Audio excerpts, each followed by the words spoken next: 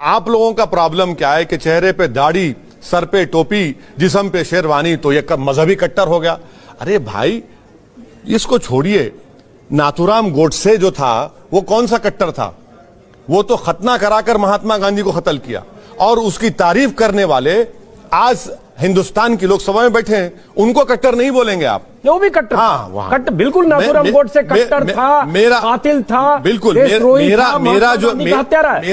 मेरा जो कट्टरपन है ना, वो संविधान के लिए है, कॉन्स्टिट्यूशन के लिए है, और मुझे फख्र है उस बात की। मेरी जिंदगी का मकसद क्या है बता रहा हूं आपको, कि हमने संविधान में कहा कि लिबर्टी, इक्वालिटी, फ्रेटर्निटी, जस्टिस। मैं चाहता हूं कि वो मिले मुझे। आपका कट्टरपन आपके मुस्लिम वोट बैंक के लिए लगता है कि आप जब मुसलमानों को एड्रेस करते हैं तो कट्टरपन दिखता है। हालांकि ओवैसी साहब संसद में बोलते हैं थोड़ी संजीदगी दिखती है, लेकिन जब तेलंगाना, करीमनगर, हैदराबाद में होते हैं तो अलग भाषा में। इस इलेक्शन में, इस पार्लियामेंट के इलेक्शन में मैंने 100 से ज्यादा पब्लिक मीटिंग्स किए, और अल्हम्दुलिल्लाह इलेक्शन कमिश्नर ऑफ इंडिया से मुझे एक नोटिस नहीं मिली। प्राइम मिनिस्टर को मिली, मोदी को मिली, अमित शाह को मिली, राहुल गांधी को मिली, मुझे नहीं मिली। अब आप कह रहे हैं कि फिर भी मैं कट्टर हूं उस मामले में, तो अब मैं क्या कर सकता हूं? नहीं, कट्टर इस मामले में कि आप भी जब भाषण देते हैं, भाषणों में आप मुस्लिम वोट बैंक की हिफाजत के लिए या मुस्लिम वोट बैंक। अरे अजीत साहब, आप कौन सी दुनिया में है? मुस्लिम वोट बैंक इस मुल्क में कभी था ना कभी रहेगा। इस मुल्क में हमेशा हिंदू वोट बैंक था, है और रहेगा। इसीलिए नहीं है। नहीं, अरे ये तो हैदराबाद से जीतते नहीं है। अरे छोड़, नहीं है। रामपुर से आजम खान जीतते हैं, क्योंकि छोड़िए ये मुस्लिम वोट बैंक नहीं है। मुलायम सिंह यादव हिंदू वोट बैंक था और रहेगा। इसीलिए CSDS का डेटा है कि 14 में मोदी को 37% हिंदू वोट मिला था, अब 44% हो गया।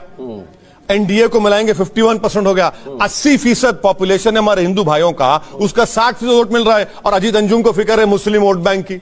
अरे भैया, पूरा मुल्क भाग गया मोदी के पीछे, और आप हमको कह रहे हैं। मुझे अरे उनको भी तो देखिए। साक्षी महाराज बैठे होते, साध्वी प्रज्ञा होती, तो उनसे उनके सवाल करते। आपको पूरा इख्तियार है, आपको पूरा इख्तियार है मुझसे पूछने का, और मुझे पूरा इख्तियार है कि आपके सामने सच बयान करूं। मुसलमानों का कोई वोट बैंक नहीं है, हमको धोखा दिया गया। आपका वोट बैंक, आपका कुछ वोट बैंक नहीं है। ओवैसी साहब, आपका वोट बैंक नहीं है तो कहां हैदराबाद में रहने वाले ओवैसी वो क्यों जाते हैं सीमांचल में, किशनगंज में खोज के? पहले 24 सीट खोजते हैं, फिर 6-8 सीट खोजते हैं, उम्मीदवार उतारते हैं, सबकी ऐसी जमानत जब्त होती है कि 1% भी पार करना मुश्किल होता है। क्यों जाते हैं? इसलिए क्योंकि सीमांचल और किशनगंज में मुस्लिम थे। क्यों जाते हैं यूपी में चुनाव के पहले माहौल बनाने, वेस्ट यूपी में? क्योंकि कहां मुस्लिम है।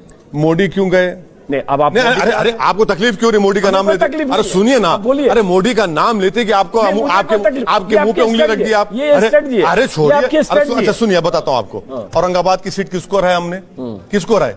औरंगाबाद हमने शिवसेना को हराए। 30 साल का डोमिनेशन खत्म किए। रहा सवाल सीमांचल का, हमारे कैंडिडेट अख्तर उल ईमान ने 3 लाख वोट हासिल किए। अगर मैं नहीं लड़ता वहां पे तो बीजेपी, NDA जीत जाती। इलेक्शन नहीं, हिंदुस्तान को हर जगह पर जाऊंगा मैं।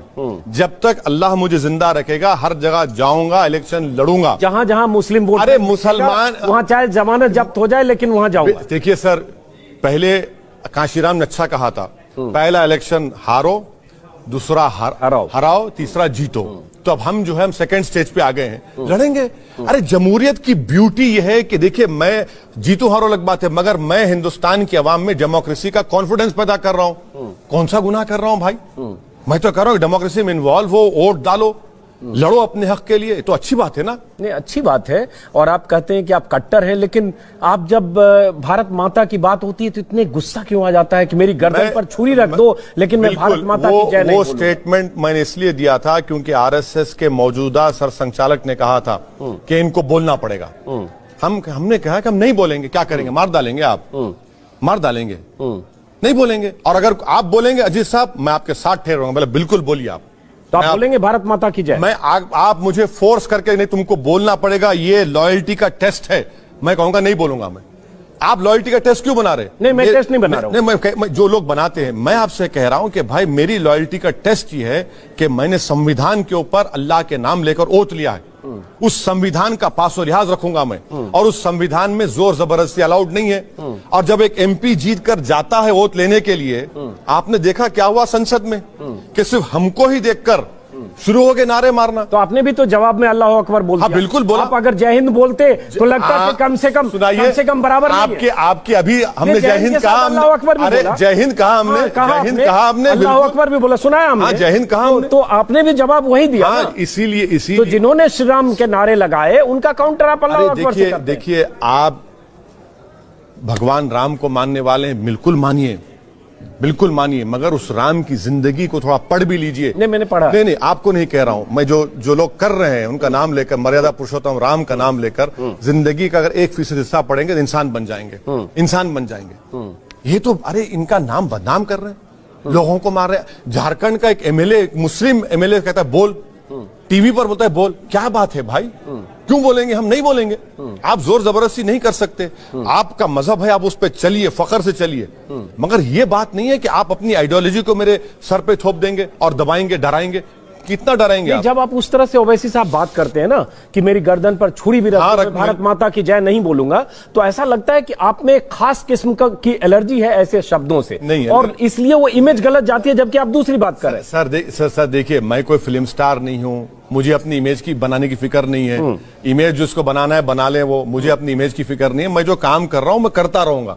ये इमेज के लिए काम नहीं करते हम लोग, ना हमको इमेज की फिक्र है। मैं जानता हूं कि दाढ़ी वाले की इमेज अच्छी नहीं होती पूरी दुनिया में, मुझे तो मालूम है, मगर मुझे उसकी फिक्र नहीं है। ऐसा नहीं है। इमेज देखिए सर, इमेज के लिए काम नहीं होगा। संविधान में जो उसूल रखे गए, जो फंडामेंटल राइट्स है, जिसका ख्वाब बाबा साहब अम्बेडकर ने देखा, उस ख्वाब को पूरा करना हमारा आपका काम है, हम करेंगे। मगर आप कहेंगे कि हमारी आइडियोलॉजी पर तुमको चलना पड़ेगा, हम बोलेंगे नहीं चलेंगे तुम्हारी आइडियोलॉजी। नहीं, लेकिन जब आप ये कहते हैं कि छुरी रख के भी हम नहीं बोलेंगे, तो उसका जवाब जावेद अख्तर जैसे लोग देते हैं कि हैदराबाद के एक मोहल्ला छाप नेता है जो कहते हैं किसी कीमत पर भारत माता की जय नहीं बोलूंगा क्योंकि ये संविधान में नहीं लिखा। एक बार जरा सुनाना चाहूंगा कि क्या आपने कहा था, क्या जावेद अख्तर ने कहा था संसद में, जरा सुनाते हैं। मोहन भागवत साहब, मैं नहीं लगाता नारा, क्या करते आप? मेरे गले में छुरी भी रख देंगे तो नहीं बोलूंगा मैं, क्योंकि हिंदुस्तान के कॉन्स्टिट्यूशन में कहीं पर भी लिखा हुआ नहीं है भारत माता की जय बोलना। साहब है जिन्हें ख्याल हो गया कि वो नेशनल लीडर है, हालांकि हकीकत ये है कि वो हिंदुस्तान की एक स्टेट आंध्रा, कि एक शहर हैदराबाद, कि एक शहर, उस शहर के मोहल्ले के लीडर है।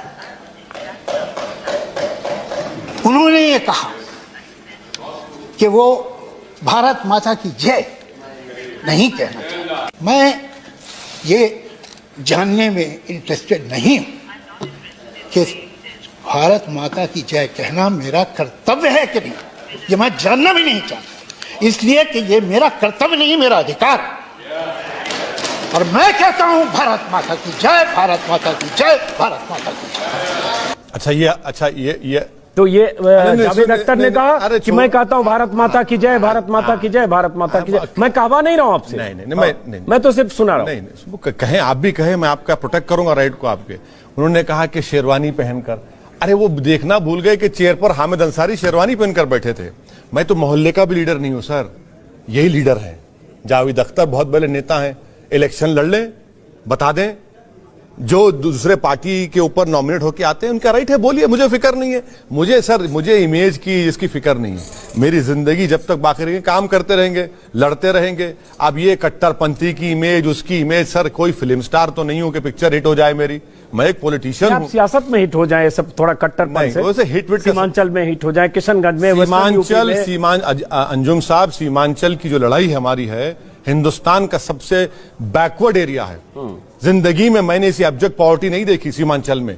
झूठ बोलते हैं बिहार की सरकार, बच्चों को मैंने देखा सीमांचल में कपड़े नहीं होते उनके पास, इतनी गरीबी वहां पर। अब मुस्लिम वोट बैंक भी काफी है।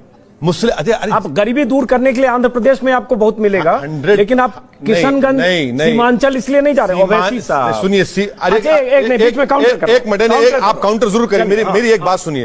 सीमांचल के लिए मैंने आर्टिकल 371D कहकर एक प्राइवेट मस्जिद बिल डाला। आप फंसा देंगे, इतना आर्टिकल का नाम लेंगे। मैं बैरिस्टर, अरे नहीं, हमने डाला प्राइवेट मस्जिद बिल। क्यों डाला? वोट बैंक के लिए डाला, पूरे सीमांचल के लिए डाला। हमारी लड़ाई सीमांचल के इंसाफ कैसे मुसलमानों की है।